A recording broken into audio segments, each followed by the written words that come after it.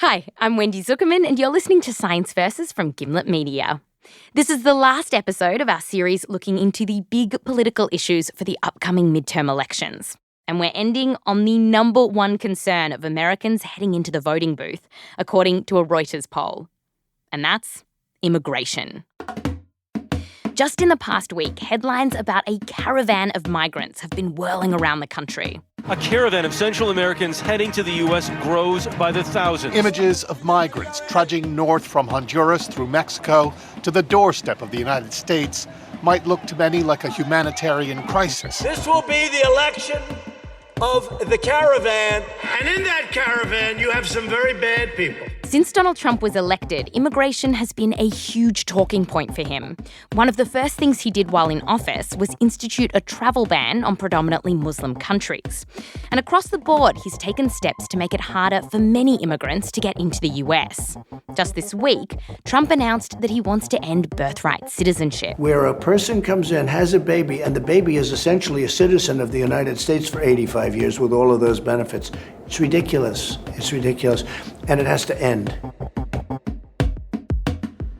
Meanwhile, more and more science has been coming out on the effect of immigration on a country. We first released this episode last year, and since then there have been dozens of new studies. So, what you're about to hear includes that new research. Here it is. Today, we're pitting facts against foreigners as we give you science versus immigration. Okay, what I'm looking at, is that the wall? I think that's the wall. Yeah, it's a bloody big fence. Restricted area, no trespass.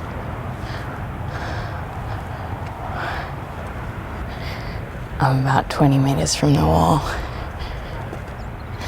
I can't even, why am I so nervous? Because I'm in a restricted area, that's why I'm nervous. Okay, here it is. This is the wall.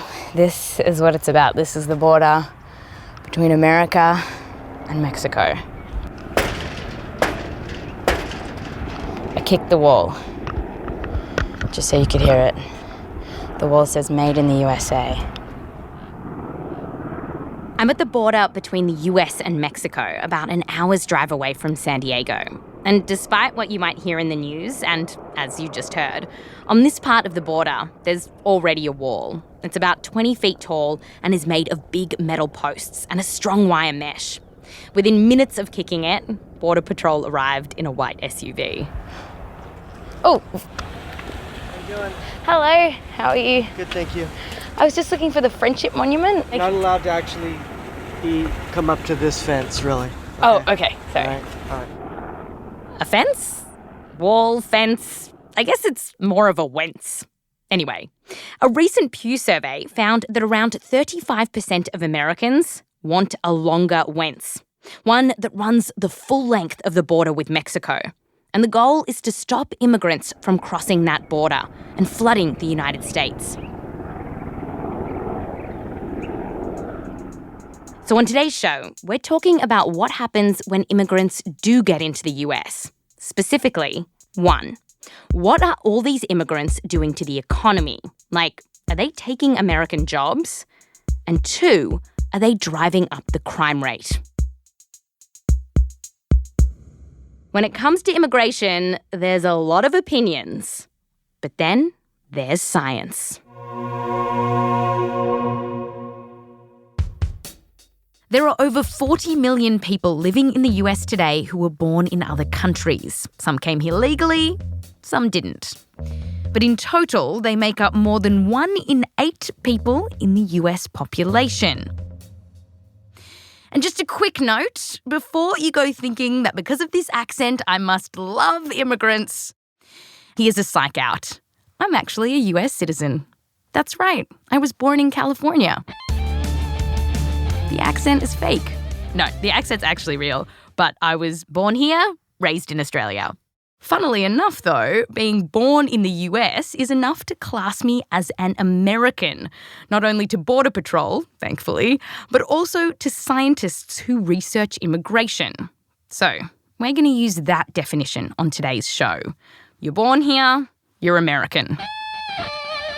That means when we say immigrant, we're talking about anyone who was born in another country and then came here. And a lot of talk in America is about undocumented versus documented immigrants. Unfortunately, much of the research doesn't make that distinction. So we'll tell you when we're talking about documented or undocumented. Otherwise, we're just talking about all immigrants. Okay, on with the show. So, if you want to find out, using science, how immigrants affect a nation or a state or a town, one way you can do that is to look at places that got rid of a whole lot of immigrants, and you can see what happened. Beginning in 2010, a bunch of US states started passing laws that made life hard for immigrants. The goal? To get undocumented people to pick up and leave. One of the strictest laws came from Alabama, and it was named Adios, Bad Hombres. No, of course it wasn't. It was called the Alabama Taxpayer and Citizen Protection Act. And when it came into effect, police were required to verify people's immigration status during routine stops. Schools needed to find out the immigration status of children and their parents, and Americans were prohibited from hiring, renting housing to, and even giving rides to undocumented immigrants. Since the law was passed, it has been weakened quite a bit by the courts. But still, it was strong enough to scare off quite a lot of immigrants. Now, nobody has collected specific data on how many people in total left the state after the law was passed. But estimates using census data and the Pew Research Centre suggest that perhaps some 15,000 immigrants left. Another estimate out of the University of Alabama pegged the number at above 40,000. Let's be conservative and say thousands of immigrants left the state. Speaking of conservative, some politicians were excited about all of these people leaving. Here's Scott Beeson, who was then an Alabama state senator, speaking at a rally not long after the law was passed. It is doing what it is supposed to do. It is putting Alabamians back to work. It is putting Alabamians first, which is the way it should be. And it is saving taxpayers untold dollars. But is it? What really happens when an economy is stripped of its outsiders, when thousands of immigrants pack up and leave?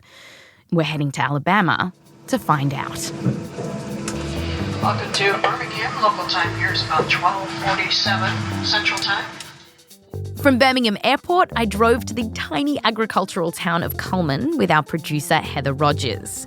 We saw tractors, horses, and some cows.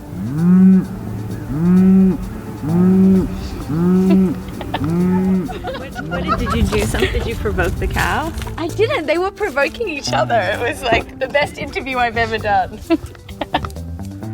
We were heading to meet farmer Jeremy Calvert, who for years has employed mostly immigrants on his fruit and veggie farm. Jeremy's crops grow in the rolling hills just outside of Cullman. His family has farmed here for 6 generations, and he loves it. There's no smell like a load of strawberries. When the weather's been dry and the berries are producing good, but the only way I know that anybody can experience that is they got to be right there at that right exact moment, because you can't bottle it up and sell it. Jeremy's got 30 acres, and in summer, when his peach trees are heavy with fruit, he sweats over growing the perfect peach. Nobody wants a little peach. They all have to be big and pretty, you know. Well, that means every limb on every tree has to be gone over, and it takes time and it takes hands to do it. To get those hands, Jeremy pays $10 an hour for workers, and for at least the last decade, he's mostly hired workers from Mexico and Central America. But after Alabama's immigration law was passed, he says those workers, who he calls Spanish, became harder to find. We noticed over a period of months and maybe a year or so, you just don't see as many Spanish folks as you once did. And to Jeremy, the promise from politicians that losing immigrants would open up jobs for Americans didn't really pan out. He didn't get American workers in their place. And without the help, Jeremy had to pick up the slack, often working 18-hour days. When you own the operation and the job doesn't get done, the burden falls on one person, and that's me. Now, studies haven't been done in Alabama to see the effect of the law on farmers, but a survey done in Georgia, which is right next door, found that after a very similar law was passed, farms only had about 60% of the workers that they needed. And this is the sort of thing that Sam Addy, an economist at the University of Alabama, has been studying for years. Those jobs and what they pay, most unemployed people in the U.S. will not take those jobs. Now, you might have noticed, Sam has an accent. And yes, I am from a small country in West Africa called Ghana. But Sam has lived in Alabama for nearly 20 years, and he was one of the economists who warned the state when Alabama's immigration law was passed that there might be a negative impact on farmers like Jeremy. Immigrants typically go for the jobs that we shun. So the only way you can have people fill those jobs is to bring them in. Sam points to a study from a few states over in North Carolina that found that in 2011, in the wake of the recession, there were almost 500,000 unemployed North Carolinians. But when farmers advertised for more than 6,000 job openings, only 7 American workers took those jobs and finished out the season. Yeah, only 7. And the rest of the jobs, they were filled by immigrants. And Trump seems to recognise that we need immigrants to fill some jobs. Like, curiously, he let more immigrants into the US to help work at hotels, including his own. And when it comes to farming, he has said that he wants to make it easier to let farm workers into the country. But he hasn't done anything yet. So, why do we need immigrants to fill these jobs in the first place? Like, why aren't Americans running for jobs on the farm? Well, Jeremy says that he actually used to have a lot of American workers, or what he calls white workers, on his farm. That is, until the late 1990s. We could still get your average white person then. Well, you move forward to the 2000s and that's just not there anymore. And the data bears some of this out. In 1990, immigrants made up just 7.5% of men working on farms. By 2012, that number had more than tripled. It's not entirely clear why these days Americans don't want to work on farms. Sam from the University of Alabama says it's partly because Americans have become more educated. More and more Americans are finishing high school and going to college. So, for the most part, they want better jobs. Farm work is also really tough, though. We heard this from researchers as well as farmers like Jeremy. He's had high school football players give it a go, and they struggled. The ones that did make it would come back and tell me this is the hardest thing I've ever done. To run and work out on a football field in the heat of the day is one thing, but to bend your back and pick squash or pick tomatoes all day long in the rain and the heat and the cold, that's a different matter. Conclusion. Immigrants can fill the jobs that many Americans don't want to do. In areas like farming, they're not competing for the work. But that's not true for all jobs. There are times when Americans and immigrants do compete for jobs. So what happens then? Well, let's start off with the effect on wages. That is, when immigrants come in, can it drop your pay? For this question, we spoke to Jenny Hunt, an economics professor at Rutgers University in New Jersey. And she, too, has an accent. So how many passports do you have? I have 3 passports. I have Australian, which is the one I originally had, and then I became American before I went to Canada, then I became Canadian. Jenny helped write a major report in 2016 by the National Academy of Sciences on the economic effects of immigrants, and it's over 500 pages long, very comprehensive. It found that some people do lose out from immigration when it comes to wages. And FYI, Jenny calls Americans native-born. There'll be winners and losers amongst the native-born. Most research shows that people who didn't finish high school, they tend to be the biggest losers here. We did come to the consensus that there is a negative effect of immigration on very unskilled groups of native-born workers. To understand why, you need to know this. not everyone is competing for the same work. It mostly depends on your skills and education. So for the most part, high school dropouts are up against other high school dropouts, and people with PhDs compete with people with PhDs. And it turns out a lot of the people coming to America basically fit into two categories. Immigrants tend to be either very highly educated or very poorly educated, much more so than the natives. For example, if you're a native-born high school graduate, you're actually not competing that much with immigrants. There actually aren't that many immigrants with exactly high school. You can think about it like this. When a prince comes to America, he's not competing with a McDonald's worker. Well, except for in coming to America. I have recently been placed in charge of garbage. Do you have any that requires disposal? So it's only people who are competing with immigrants for work who might lose wages. And studies find that it's the low-income workers who are more likely to be losing out. While losing any money in your pay each week sucks, particularly if you're already not making much, it's important to know how much pay someone stands to lose from immigration. Well, this all depends on how you slice up the data, because you've really got to do some careful analysis here.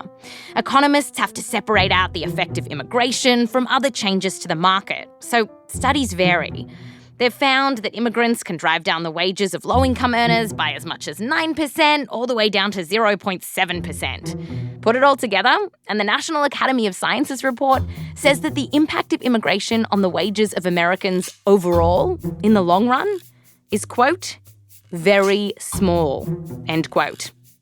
On top of that, most Americans, more than 90%, do finish high school. And so, on average, they shouldn't see their wages lowered by immigration. And here's something kind of surprising. Even though some Americans might lose a little bit of their wages thanks to immigration, Jenny told us that Americans, on average, won't lose their jobs because of these newcomers. In the US, there's really no evidence. Nobody thinks the employment rate is lowered by immigrants. Okay, so this raises the obvious question. If there are more people and more competition, why aren't more Americans out of a job? Well, there's something else that immigrants do when they come to a country. They create jobs. Here's how it works. When new people come to the US, they buy food, gasoline, clothes, they rent apartments, they get haircuts, just like in that immigration documentary with Eddie Murphy. Tell me how you want me to cut this. Just make it nice and neat. And all that spending creates jobs for people who work in those businesses where immigrants spend their money. That'll be $8. And because of this, back in Alabama, when thousands of undocumented immigrants left, Sam Addy from the University of Alabama was worried. The biggest thing that stared me in the face was the fact that, holy smokes, don't we realize that for every single one of them who leaves, we have less people buying stuff at our grocery stores? And this is true of any immigrant, documented or not.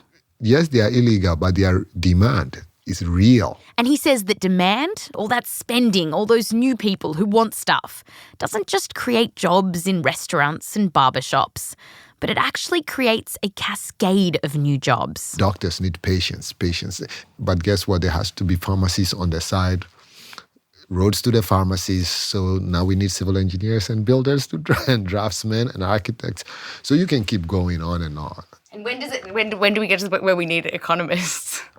You need them all along the line. Let me make a point. And how do we know this? Back in 1980, this idea that growing demand creates jobs was put to the ultimate test. Around 120,000 immigrants fled Cuba on boats and landed in Florida over 6 months. Most of them headed to Miami. And this event is known as the Mariel Boat Lift. Between midnight and noon today, 23 boats reached Key West, Florida. So what happened to the employment rate of Americans in Miami when tens of thousands of immigrants landed there? Well, there was virtually no effect. That's according to several analyses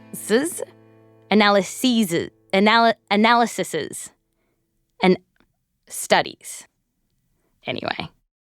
And when you look at studies done elsewhere, say across the US and in Denmark and Germany and Israel and Portugal, well, they find that when an area gets a ton of new immigrants, it either increases unemployment for natives by a little bit, or it does nothing at all, which really tells us that these new people come in, boost the economy, and all of their new demand, it does create jobs. An influx of immigrants does one more thing. It also fills government purses because they get more in sales and property taxes. Sam says that by icing out undocumented workers, his state ultimately lost out. Since the law was passed, the population has grown at a much slower rate, he says, than it otherwise would have. And to Sam, this slower population growth means less people in Alabama to buy stuff and less taxes for the state. I think we shot ourselves in the foot, and so we haven't been able to grow as much as we could have. So how do you know that gap in the growth, how do you know that that's because of the law?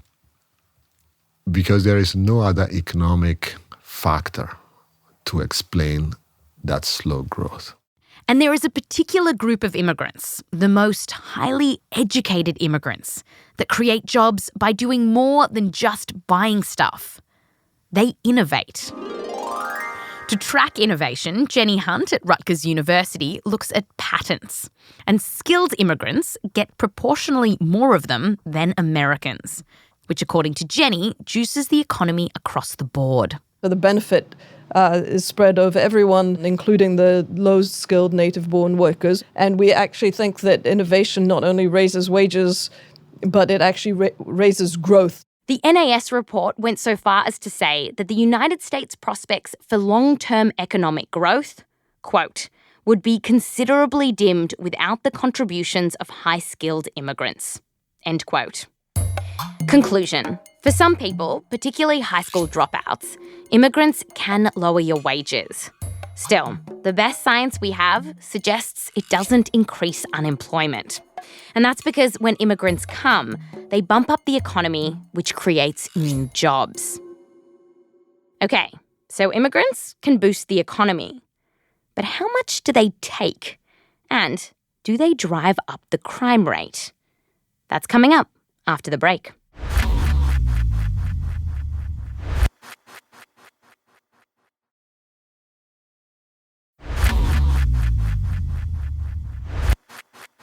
Welcome back.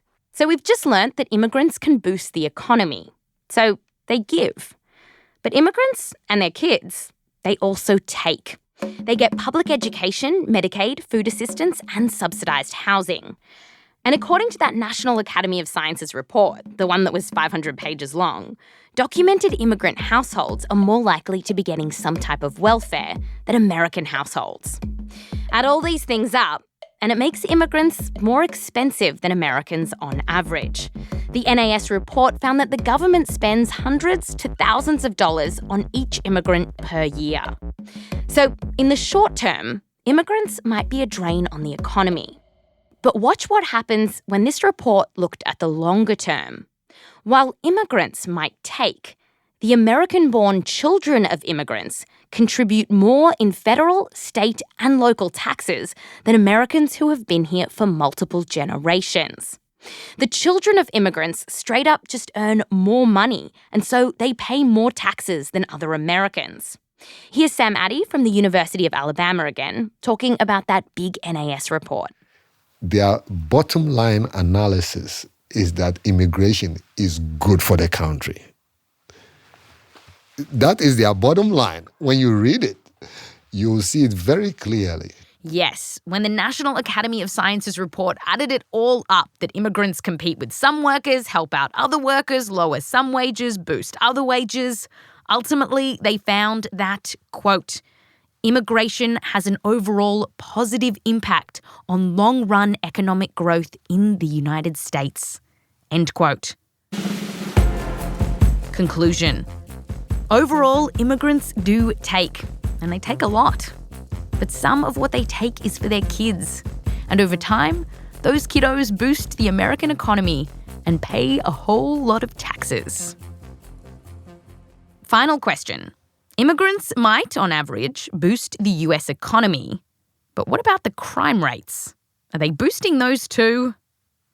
President Donald Trump seems to think so. Here he is speaking during the election. The U.S. has become a dumping ground for everybody else's problems. When Mexico sends its people, they're not sending their best. They're sending people that have lots of problems, and they're bringing those problems with us. They're bringing drugs, they're bringing crime, they're rapists, and some, I assume, are good people. And now that he's president, Donald Trump is still very much focused on the crimes that immigrants commit. And the idea that immigrants come to America and commit a lot of crimes is something that we heard in Alabama too. While we were in Cullman, Heather and I wandered into a small but packed two-chair barbershop. Hey, hello, girls. Hello. Where a man named Charlie Heaton has been cutting hair for decades. He knows just about everyone in town, even our farmer. Yes, I know Jeremy Calvert. So we had a chat. He comes in here. Oh, the young boy? Yeah, Jeremy. What kind of haircut does he get? Regular. He gets a regular farming haircut. There you go. The guy sitting in Charlie's chair is a cattle farmer, and he told Heather that he's not a fan of the Mexicans in his area. Yeah, them Mexicans ain't like everybody thinks they are. What are they like? What they like? Yeah, them cheating, lying son of a gun. Are all Mexicans? No. No, they might be a few good ones. There ain't too many I good know ones. some good ones. I really do. Charlie, our barber, was worried about the immigrants bringing in drugs. The Mexicans, they sell and buy drugs a lot more. And this idea that immigrants bring in crime is pretty common. In fact, a 2015 Pew survey said that half of all Americans think that immigrants drive up crime. So, is this true? Do immigrants commit more crimes than Americans? Well, some immigrants have entered the US without the AOK of an immigration officer. And when they do that, it is breaking US law. But a lot of people are really concerned about the crime in their neighbourhood and whether that's going up. The drugs, the robberies, the violent crimes. So does immigration drive up that kind of crime? The first thing we tried to figure out was whether immigration means more drug crime. And it turns out we don't really know. The research is really mixed, and that's partly because it's really hard to get any data on crime and immigration in the US. Law enforcement doesn't release info on the immigration status of people who commit crimes. But there is some research that comes from another part of the world that's also been worried a lot about immigration, and that's the UK.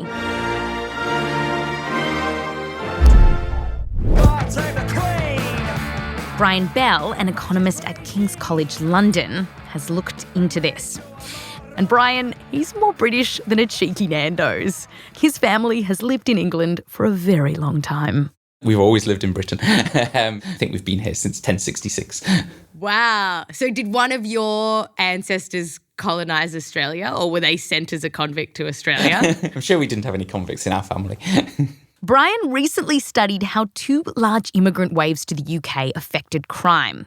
The first were mainly asylum seekers who came in the late 1990s and early 2000s. They came from Iraq, Afghanistan, Somalia, and the former Yugoslavia. A second wave of foreigners came from the European Union.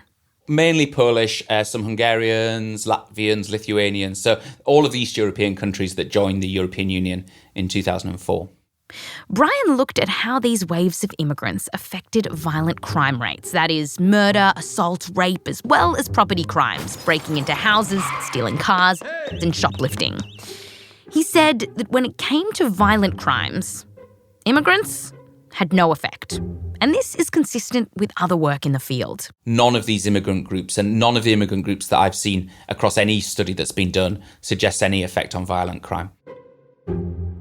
But what about property crime? Well, when the Eastern Europeans came, there was no effect. At the margin, in fact, it looks like they reduced crime in areas they went to. There was certainly no increase. But for the asylum seekers, that first wave? What we found was there was some small increase in property crime in areas where they went to.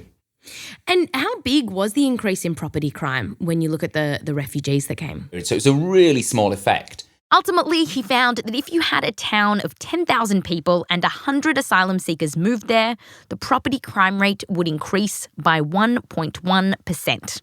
Realistically, if you lived in an area where there were a collection of asylum seekers, you wouldn't have noticed any change in the crime rate. Now, Brian has a theory for why there was a difference between asylum seekers and the other immigrants. And that is that asylum seekers who came to the UK couldn't work while their applications for asylum were under review, while immigrants from the European Union, they could work. And, people who have jobs tend not to commit property crime because they've worked out that working legally is a better deal than committing crime. And Brian says that other studies have reached the same conclusion. A study that was done in Italy using a very similar kind of approach that we did, and a study in the United States that did, again, a very similar kind of approach. Both of those studies found that on average, there was very little effect of immigrants on crime. The growing consensus here is that when immigrants arrive to a country, they don't increase the crime rate. In fact, neighbourhoods with more immigrants often have lower than average crime. 5 out of 6 studies published in the past year or so found no link between immigration and increased crime. And that was true for documented and undocumented immigrants. Why do you think that people are so sure that immigrants are causing crime when the evidence isn't there to show it? In some sense, you could argue it's because we're asking different questions. What academics are asking is what's the average effect? That's different from asking a question of, if 10 new immigrants arrive in my town, does that mean I'm definitely not going to see an increase in crime? Well, no, it doesn't, because just like if 10 new natives arrived in your town, they might be bad people and they might commit crime. And what about Alabama? What happened to the crime when these immigrants left? Well, in 2016, researchers from Texas A&M University tracked the crime rates in Alabama from before and after the law kicked in. And they found that when the immigrants left, the violent crime rate rose and the property crime rate, it stayed about the same. I put our research to Charlie over at the barbershop in Cullman and told him that it seems like, if anything, immigrants are less likely to commit crimes. I can see what you're saying, because if they commit crime, they're going to draw attention to themselves and they'll get deported. I can see that statistic being right. Conclusion. The vast majority of research shows that immigrants don't bump up the crime rate. So, when it comes to science versus immigration, does it stack up? 1. What are all these immigrants doing to the economy? Like, are they taking American jobs? For the most part, no. Immigration can lead to a little less pay for some low-income workers, especially those without a high school education. But generally, immigrants are not running people out of work, because when they come to America, they bring new demand and that creates jobs. Overall, the consensus of economists is that immigrants are good for the economy. 2. Are they driving up the crime rate? No. In general, immigrants do not increase the crime rate. And in fact, they might even lower it. So bottom line, the evidence tells us that overall, immigrants are good for a country. But of course, with an accent like mine, I would say that. Okay, how's this? Overall, the science tells us that immigrants make America more prosperous. And I bet you believe me right now. That's science versus immigration. Next week, we're back to our regular science verses, and we're tackling CBD. Should you be taking it? When was the first time you tried CBD? Definitely, it was in Colorado. I felt my whole body turn into liquid. That's the best way I can put it. This episode was produced and updated by Meryl Horn, and the original episode was produced by Heather Rogers, Shruti Ravindran, and me, Wendy Zuckerman. Caitlin Sori is our senior producer, production assistance by Ben Kiebrick. We're edited by Annie Rose Strasser and Blythe Terrell. Fact-checking by Michelle Harris and Meryl Horn. Sound engineering, music production, and original music by Bobby Lord and Emma Munger. Thanks to Dr. Anna Pildam, Professor Karis Kubrin, Assistant Professor Jorg Spencook, Professor Kristen Butcher, and Ramiro Martinez, as well as the Zuckerman family. I'm Wendy Zuckerman. Back to you next time.